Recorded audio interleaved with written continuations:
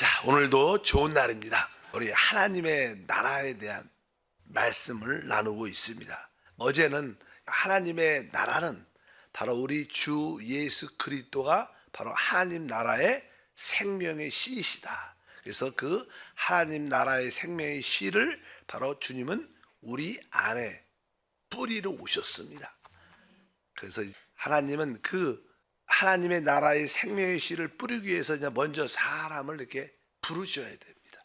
그래서 어제 뒷부분에 주님께서 특별히 갈릴리에서 사역하실 때 베드로, 거기에 안드레, 또 야고보와 그 형제 요한을 부르셨다. 그래서 뒷부분에 그들은 우리가 지금으로 보면 아주 젊은 사람들이죠. 뭐 젊었다는 뜻은 영적으로 우리가 다른 것들에 의해 붙잡히지 않았다는 것입니다. 우리가 돈에 붙잡히든 세상에 붙잡히든 또 결혼해서 가정에 자녀에 붙잡히든 이런 분들은 사실 하나님의 나라를 이끌어가는데 많은 어떤 제한이 있습니다. 어쩌든지 우리가 주님을 우리 안으로 받아들이기 위해서는 우리가 무엇에 붙잡히지 않는 그러한 젊은이들이 돼야 된다. 그럴 때 우리가 주님을 따를 수 있다.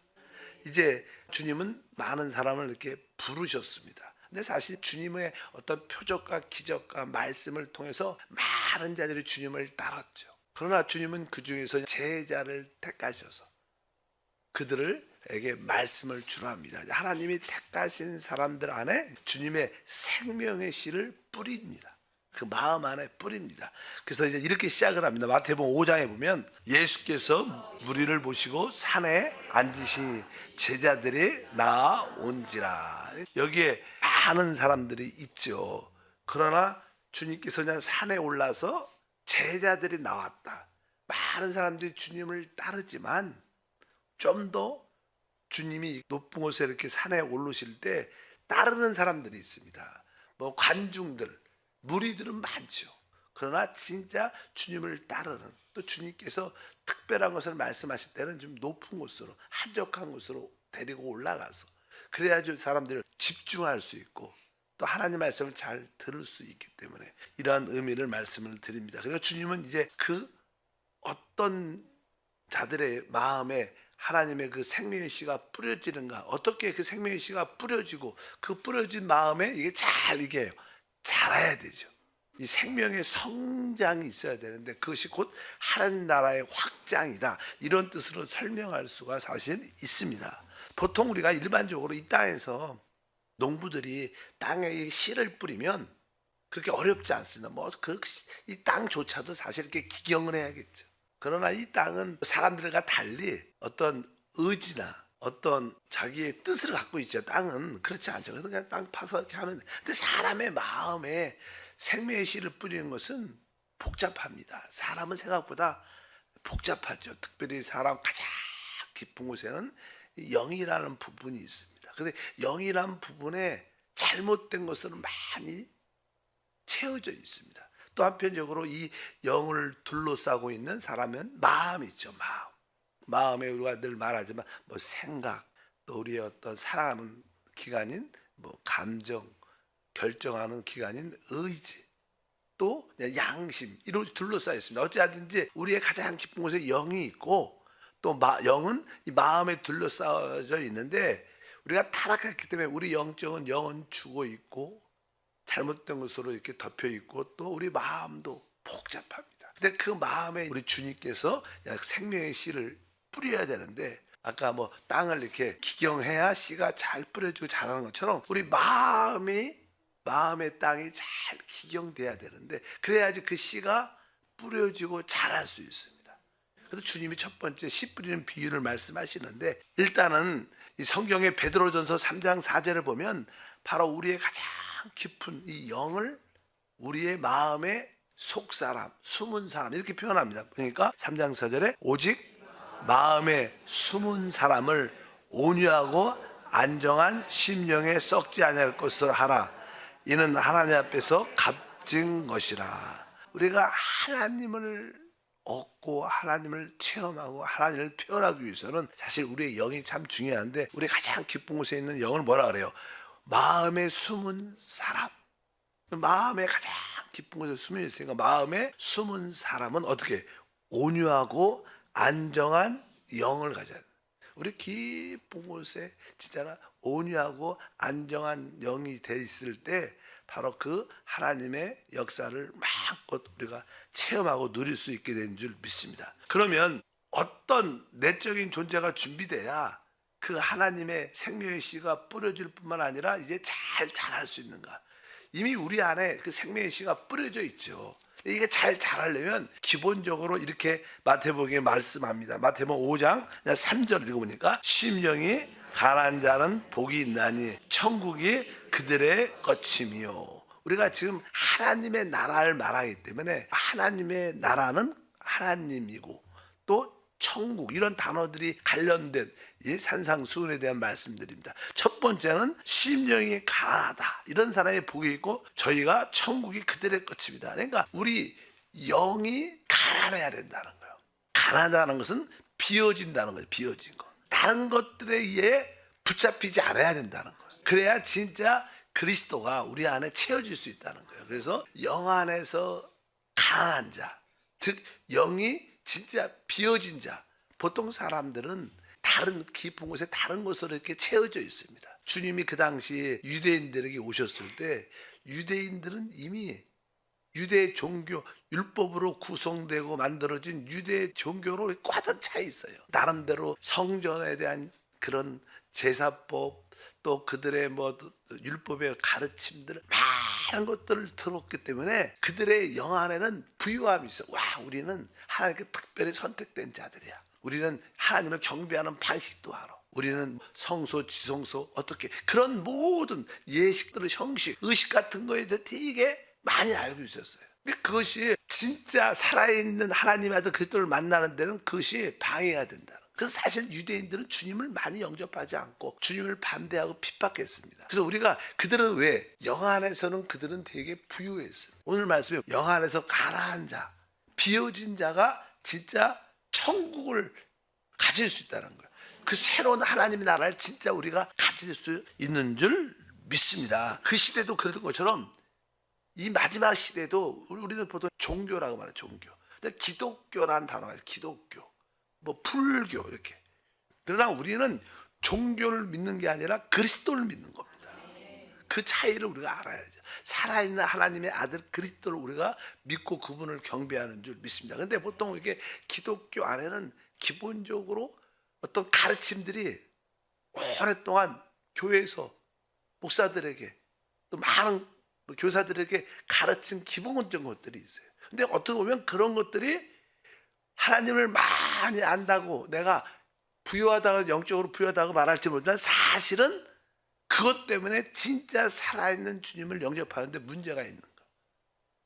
아까 주님이 이 땅에 오셨을 때 유대인들은 영 안에서 가난하지 않았어요.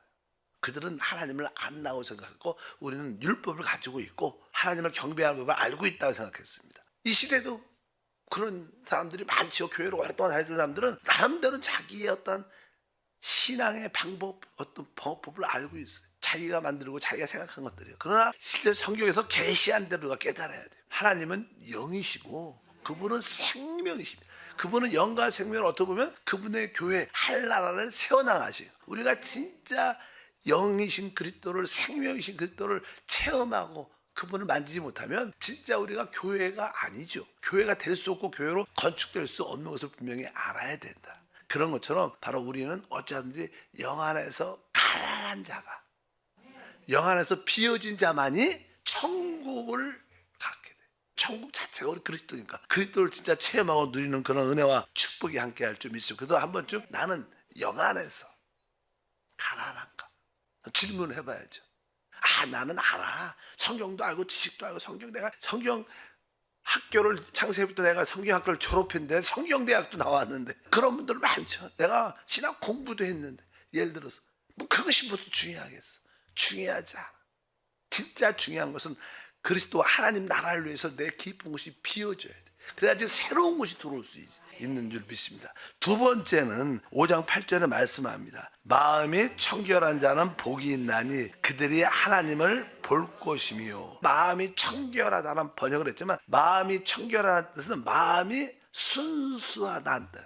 그러니까 마음이 순수한 자는 복이 있다 이 뜻입니다. 순수하다는 뜻은 무슨 뜻입니까? 순수하다는 뜻은 아주 단일하다는, 한 마음밖에 없다 이 뜻입니다. 진짜 우리가 하나님의 나라 그리스도를 진짜 체험하려면 다른 마음이 있지 않아야 돼요. 동기가 순수해야 된다 이런 뜻도 있고요. 단일한 마음이라는 것은 오직 하나님을 바라고 하나님을 추구하고 그분만을 붙잡기를 사모하는 그런 마음이 있는 자만이 하나님을 본다, 하나님 나라를 가진다는 그런 뜻을 가지고 있습니다. 우리가 많은 일반적인 사람들은 교회를 오지만 왜 교회로 와요?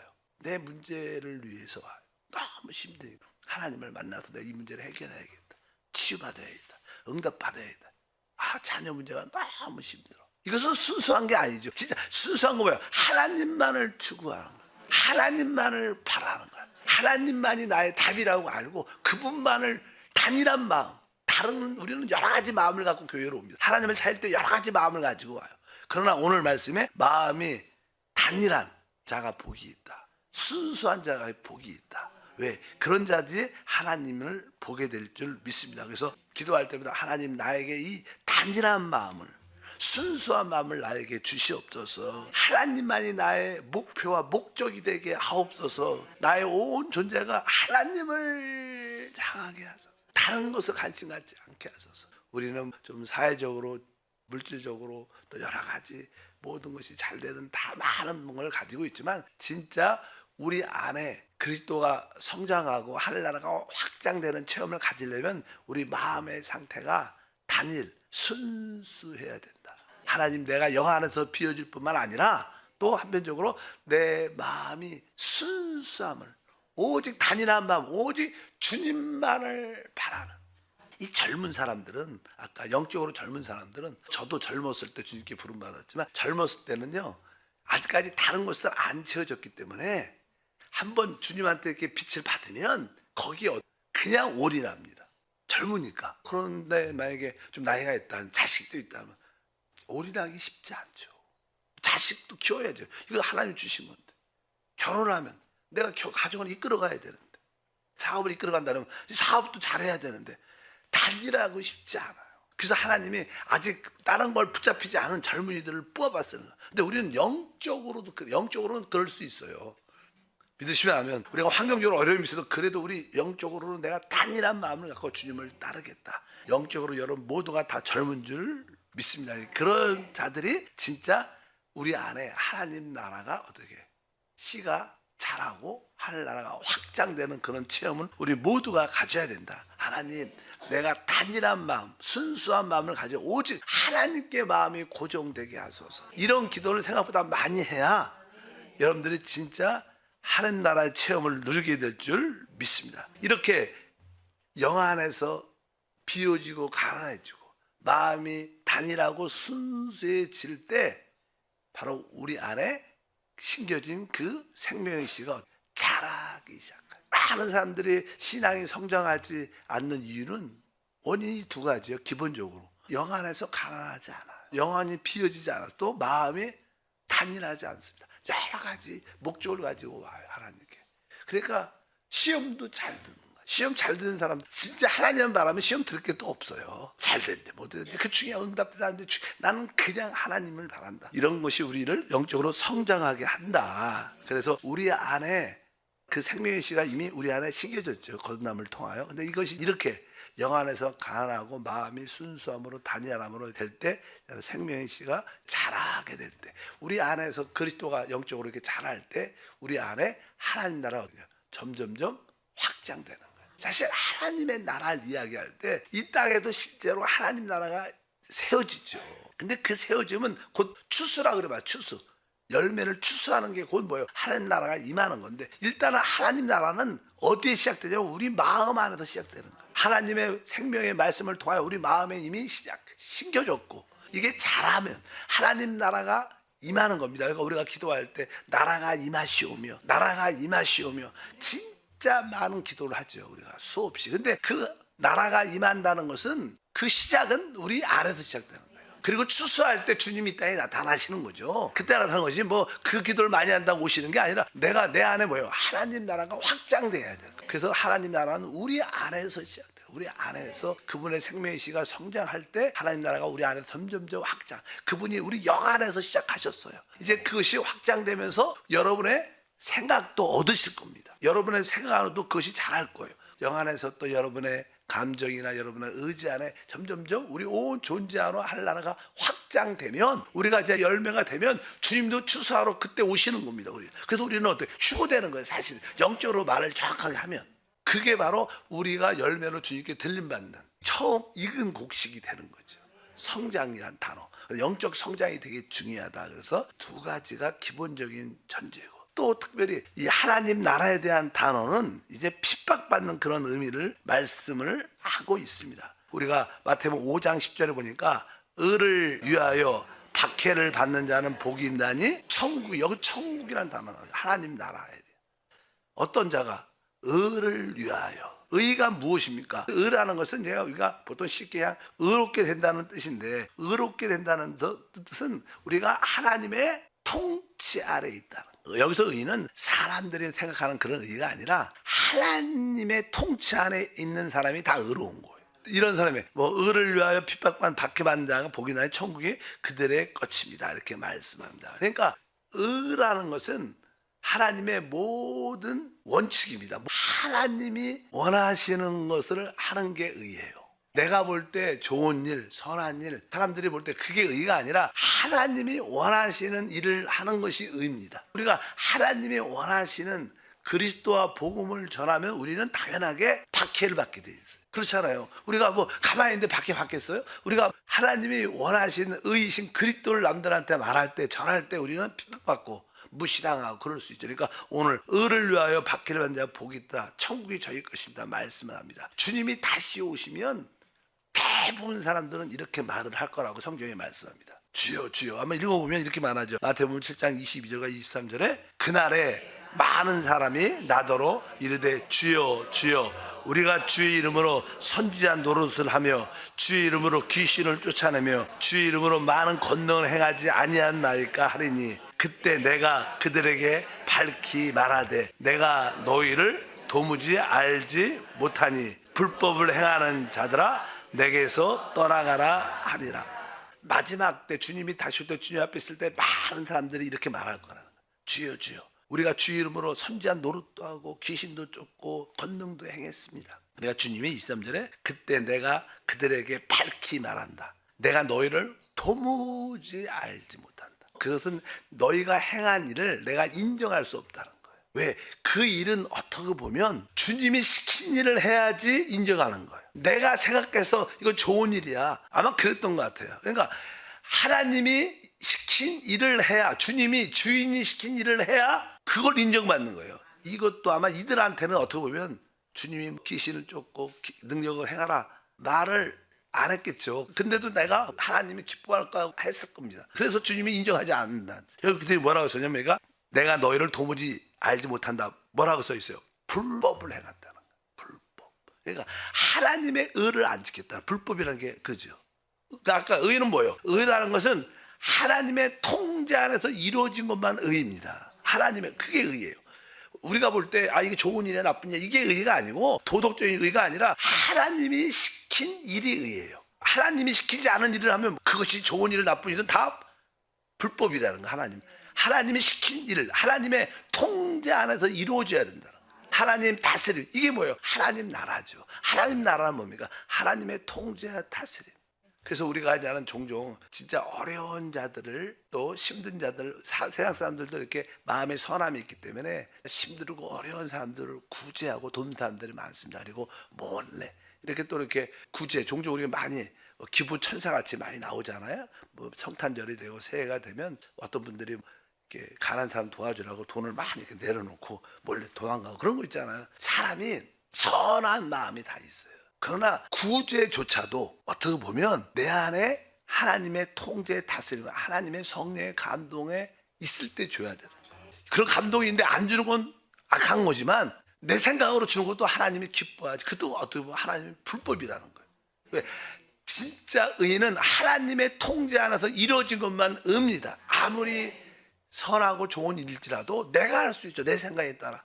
그런 분도 많습니다. 내 생각에 따라 많은 사람을 돕고 선한 일을 하고 선교를 합니다.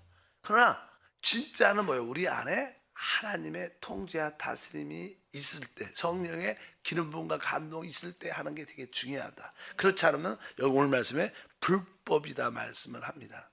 그래서 우리가 어디를 가더라도 운전을 할 때도 그 길이 노선이 있습니다. 노선이 이렇게 줄이 하얀 줄 쳐 있고 노란 줄도 쳐 있고 노란 줄로 건너가면 이렇게 더 하면 안 되잖아요. 그러니까 우리가 그 선을 지켜야 돼요. 지켜야 돼.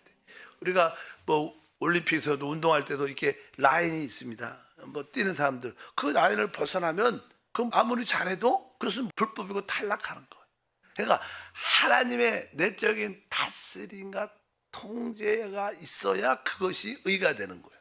그냥 내가 볼 때 빨리 가면 되니까 좋은 일이니까 남들도 다 좋게 생각하니까 그게 의가 아니라는 거예요. 오직 하나님의 원칙입니다. 그러니까 마지막 때 대부분 사람들은 주 앞에 있을 때 주여 내가 이렇게 일도 많이 했는데 착한 일도 많이 했는데 또 주님은 뭐예요? 내가 너희 도무지 네 일들을 인정하라. 왜? 내가 시킨 일이 아니라는 거야. 넌 내 다스림 안에서 통제 안에서 하지 않았다는 거야. 너는 불법으로 행했다는 거야. 많은 자들이 이렇게 될 것이다. 주님이 여기 말씀을 하고 있습니다. 그래서 진짜 우리 안에 하나님 나라가 확장되려면 우리가 영 안에서 비워져야 되고 바로 우리의 마음은 단일하고 순수한 마음을 가져야 돼요. 오직 주님만을 찾는 순수함, 주님만을 찾는 순수함. 우리가 뭐 개인적으로도 일을 할 때도 사심 없이 일을 하죠. 사심 없이. 난 지금 사심이 없어. 사심이 없다고 다 되는 게 아니라 하나님 나라만 생각해야지 사심이 없는 거예요. 다른 건 다 사심입니다. 사심. 나는 당신한테 어떤 다른 거 없어. 저 원하는 거 없어. 그것 좋은 의미는 될 수 있어도 그거하고 하나님 나라하고 관계 없으면 그것도 합당치 않은 겁니다. 하나님만을 바라는 게 청결한 거고 단일한 거고 순수한 것인 줄 믿습니다. 한편적으로 의도 보기에 좋은 게 아니라 바로 하나님이 시킨 그 일, 하나님의 통제와 다스림 안에 있는 그 일을 할 때 우리 안에 영적인 성장이 잘 이루어져 가고 여러분들이 하나님의 열매가 되는 그런 은혜와 축복이 함께할 줄 믿습니다. 그래서 이 세 가지 하나님 내 영은 날 주님을 애통함으로 말미암아 비워지게 하시고 주님을 채울 내 마음은 단일하고 순수한 하나님만을 추구하는 미 있게 도와주시고 나의 의는 내가 오직 하나님의 통제 하나님이 시키는 그 일을 순종하는 그런 믿음의 봉사가 될 때마다 우리 안에 성장 영적인 성장이 일어나죠. 점점점 자라게 되고 점점점 그 영 안에서 우리의 생각도 변화되고 우리 온 존재가 변화되면서 우리 안에 하나님의 통치가 이루어져 하나님 나라가 강하게 세워지는 역사가 함께할 줄 믿습니다. 하나님 나라는 우리 안에서부터 시작되고 우리 안에서부터 성장하고 나타납니다. 우리 주님은 하늘 보좌로부터 나타나시고 우리 영 안에서도 나타나요. 그래서 우리는 영 안에서 변화될 줄 믿습니다. 그것이 하늘나라의 실제 것이 될 것이다 이렇게 말씀을 합니다. 마태복음 7장 16절에 마지막으로 읽겠습니다. 그들의 열매로 그들을 알지니 가시나무에서 포도를 또 엉겅퀴를 무화과에서 따겠느냐 이렇게 말했어요. 우리 주님이 이렇게 말씀하시길 바로 내가 온전한 것처럼 너희도 온전하라. 우리는 온전할 수가 없어요. 왜? 우리는 타락한 사람이기 때문에. 근데 어떻게 온전할 수 있어요?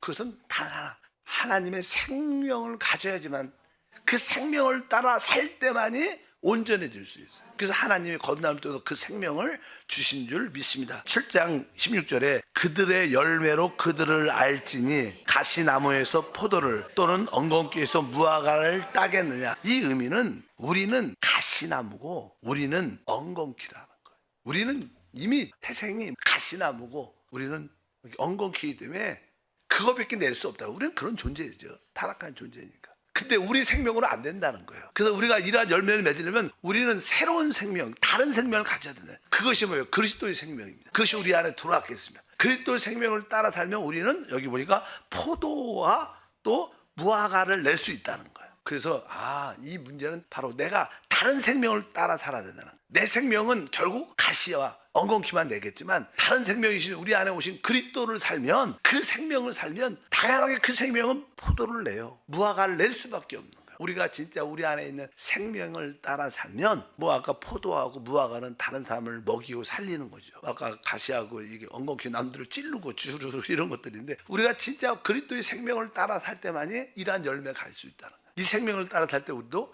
온전해질 수 있는 줄 믿습니다. 그것이 바로 우리 안에 주님이 사시는 것이고 주님이 표현되는 것인 줄 믿습니다. 그것이 하나님의 나라가 우리를 통해 보여주고 그리스도가 나타나는 것이다. 하나님 감사합니다. 다시 한번 우리 안에 이미 생명의 씨가 심겨져 있습니다. 이 생명의 씨가 잘 자라고 열매 맺어 하나님을 표현하고 하나님을 나타낼 수 있도록 영 안에서 늘 비워지고 마음은 하나님에 대해서 단일한 마음, 하나님만을 추구하는 마음, 또 하나님의 통제와 다스림 안에서 모조서 행하는 의를 갖게 하옵소서. 주 예수 이름으로 기도합니다. 아멘.